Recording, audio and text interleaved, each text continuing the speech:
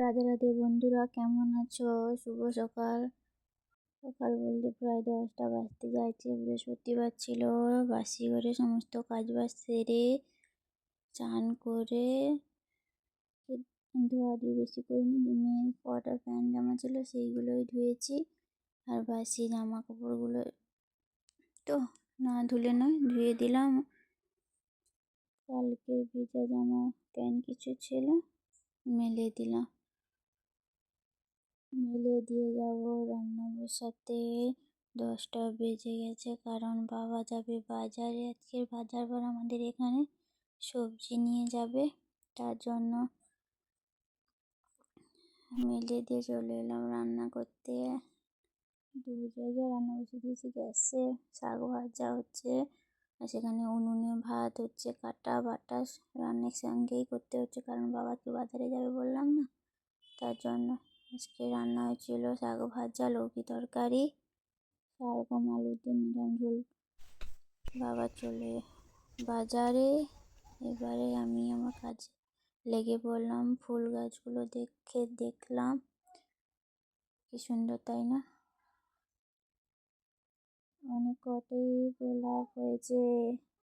বাবা বাজার বেরিয়ে যাওয়ার পর ফুল গাছগুলো দেখছিলাম। দেখার পর ঘর বাড়ি ঝাঁট দিয়ে দিলাম। ফুল গাছগুলো সত্যি খুব সুন্দর।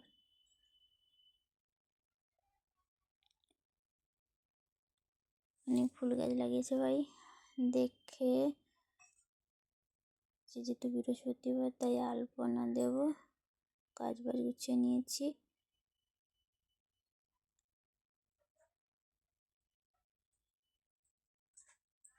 তাড়াতাড়ি কাজ গুছিয়ে নিলাম আলপনা দেব বলে। দিতে বসে মেয়ে কান্নাকাটি, রং তুলি দেবে টানাটানি করছে, তার জন্য পুরো আলপনা দিতে পারিনি। যতটুকু পেরেছি দিয়েছি, চেষ্টা করছি কমপ্লিটই করতে পেরেছি। কমপ্লিট বলবো কান্নাকাটি, রং তুলি টানাটানি, তার জন্য যতটুকু পারলাম আলপনা দিলাম। তোমাদের কাদের বাড়িতে আলপনা দেওয়া হয়েছে কমেন্ট করে জানাও।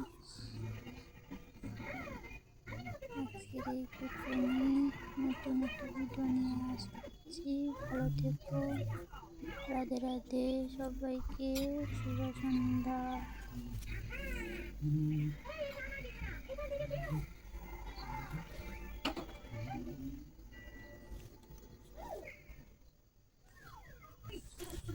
এটা তোমার জন্য সারপ্রাইজ।